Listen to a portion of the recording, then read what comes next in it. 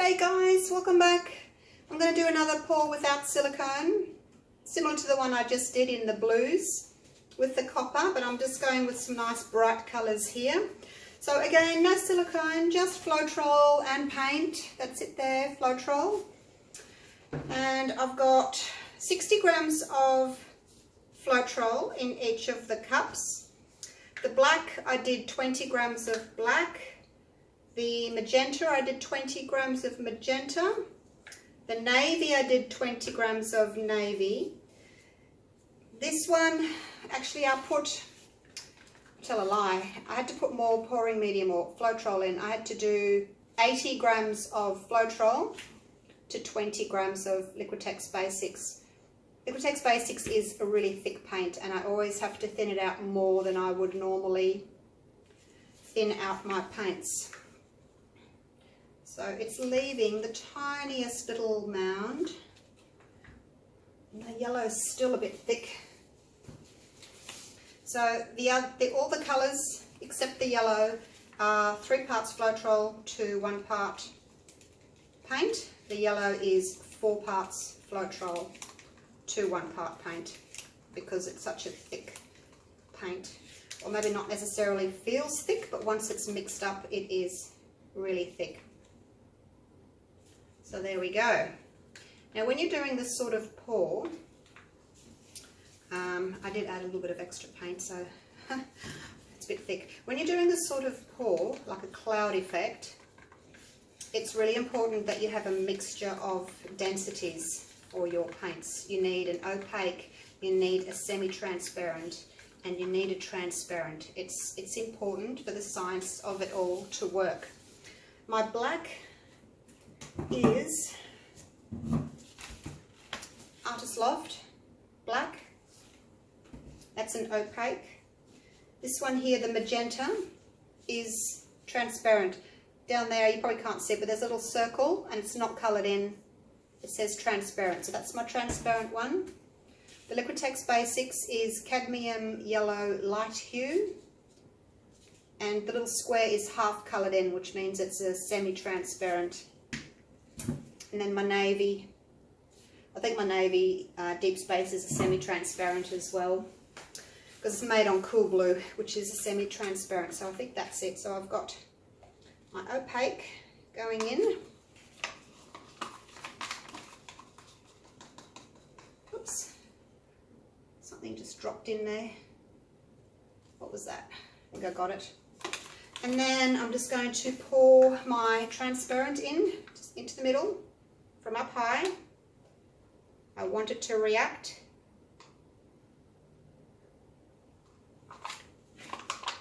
And react it is. I will show you what's happening already.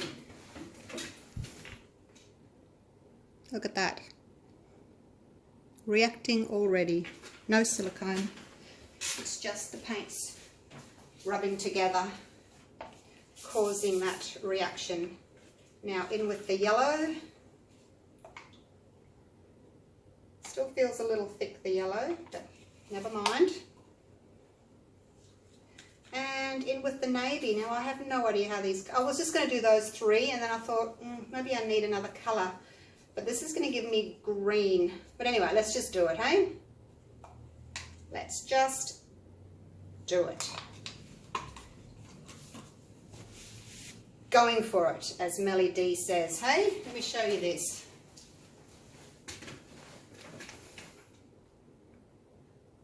Pretty, pretty. It's like a flower in there, isn't it? Gorgeous. So some people do puddle pours with their paints. I like to do a dirty pour all the colours in there, and then just do a little ring pour. Is what I like to do. But you guys can do whatever you like, whatever takes your fancy. So I guess with the blue and the pink, we'll get like a purple. And I'm going to stop that there and put some dark around it like I did last time, because otherwise the center is going to be really dark.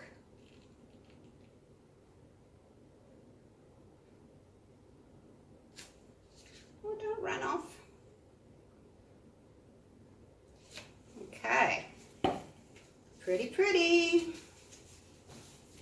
Yeah, so the magenta and the blue are going to make a purple. Not sure what the yellow and pink do. What does yellow and pink give? Don't know. Yellow and blue are going to give a green. Black and yellow don't usually go well together. They kind of make a baby poo greeny colour. But we'll see what happens. Now I'm going to give it a torch just to pop some bubbles because I did pour it out pretty quickly. So just a gentle torching to pop some bubbles. This will also, as the bubbles pop, it'll also bring up some little, I guess you can call them cells. See those little yellow ones? They're not cells as such, it's just where bubbles have popped. And you can see the colour underneath showing through. So, but I'm hoping the yellow will come through and create a pretty cloud effect. Right, let's go.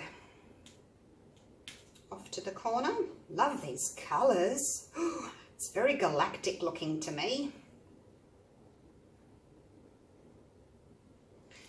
Pity I didn't have any more black to put on my corners. Let's see if I can get a little bit more out of this jug.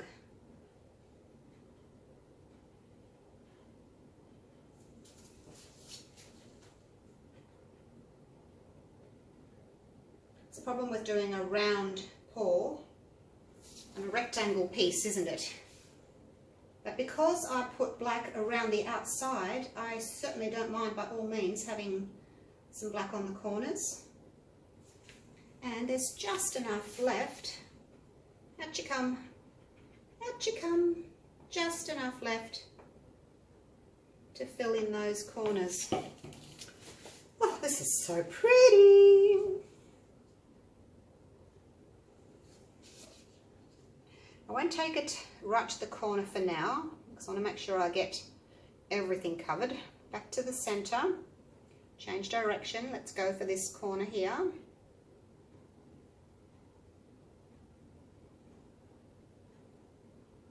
Actually, you can go off a little bit more.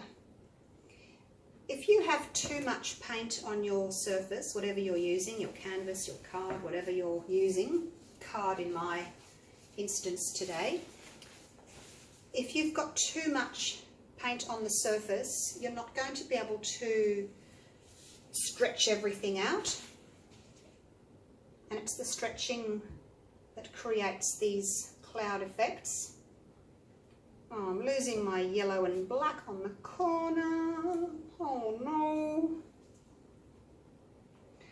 Don't want to lose you in the middle there, because you're pretty. I'm going to torch again. See if there's any more bubbles that want to pop. They will turn into these little yellow clouds as well.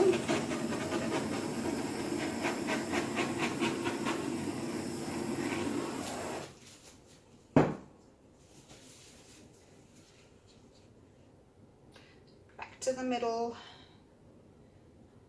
Change direction. I better hang on to my card before I lose it. Try not to lose all that yellow. Okay, and back. I'm going to turn it around so that I can tilt towards you guys so you can see what's happening. Clean that off. Wow, I love these pink stripes against the black and the yellow. That's so amazing, isn't it? Now, if I want more little clouds or cells or whatever you want to call them, if I want more to pop up, I need to keep stretching the paint and rubbing the paint onto other paints and onto the surface of my card. That's what's going to create this pattern.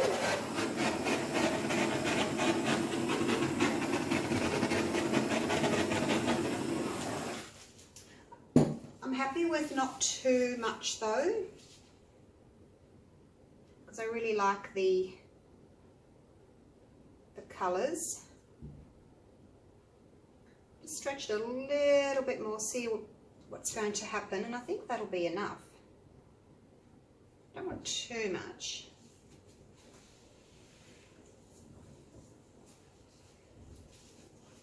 What do you think? these semicircles here in the corners, and then a lot of the yellow cloud effect there, and then we've got some rings down here and some more patterns on the corner. So it's really quite pretty, isn't it?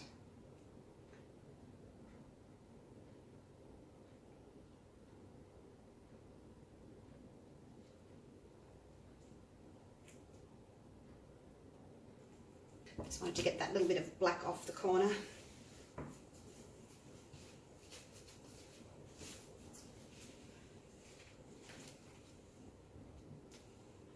So have a go, have a play with doing a cloud.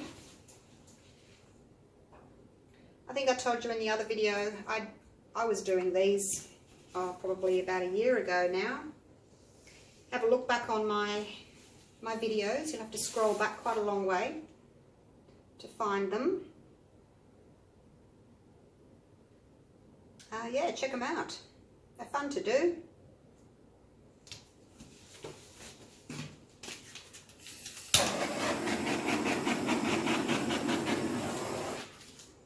And I think I'll leave it at that. I can see more little cells or clouds, whatever you want to call them, coming up under here. But I would have to stretch that a lot more for them to come out, and I don't really want to. I'm happy with the way it is at the moment. Might just sort of center it that way just a touch.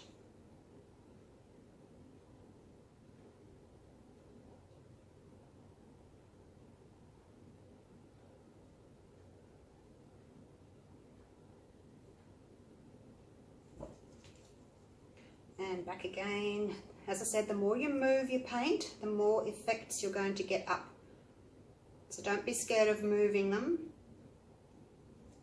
Up and down and back and forward. The more you move them, the more effects you're going to get.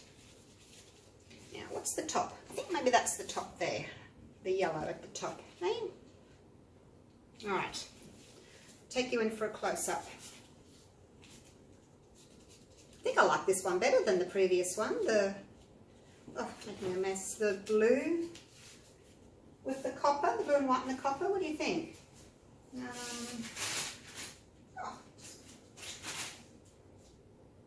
my finger in it.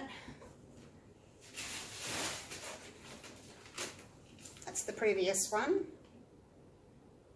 It's a lot lighter, but it's still pretty nonetheless. This one's a lot more dramatic, isn't it, with the black? And so we've got this gorgeous sort of dark turquoisey green coming through. Matches my nails.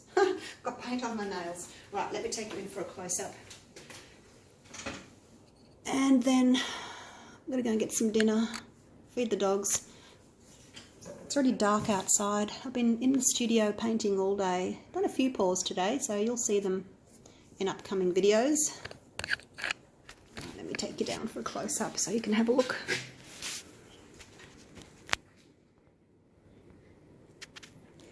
Look how bright those colours are. Magenta and yellow. I've never done that before, magenta and yellow. And that bluey green we're getting from the yellow and the navy. It's pretty amazing, isn't it? Oops, it's too dark. Let's just go the way it's supposed to be. There we go. So we've got lots and lots of little, well, cell formations, cloud formations, whatever you want to call them. I don't know. I don't think they're really cells. For me, a cell is, you know, a round cell with a ring around it, nice and evenly shaped. These are more, I guess, like clouds, puffy cells. I don't know. It's not really my thing. I don't know that I would hang something like this up on my wall. A lot of people like them.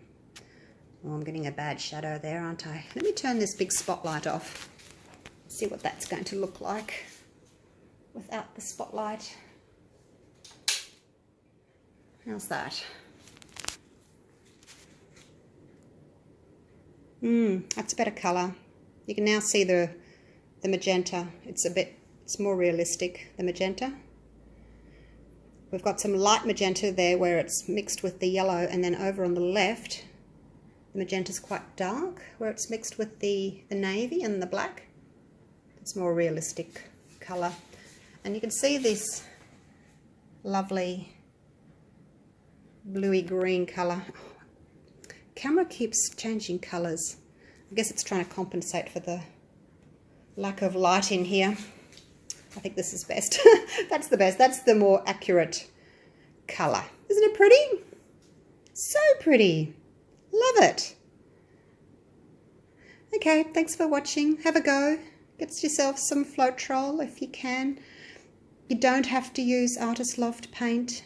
Just use whatever you've got, but do try and mix up the densities.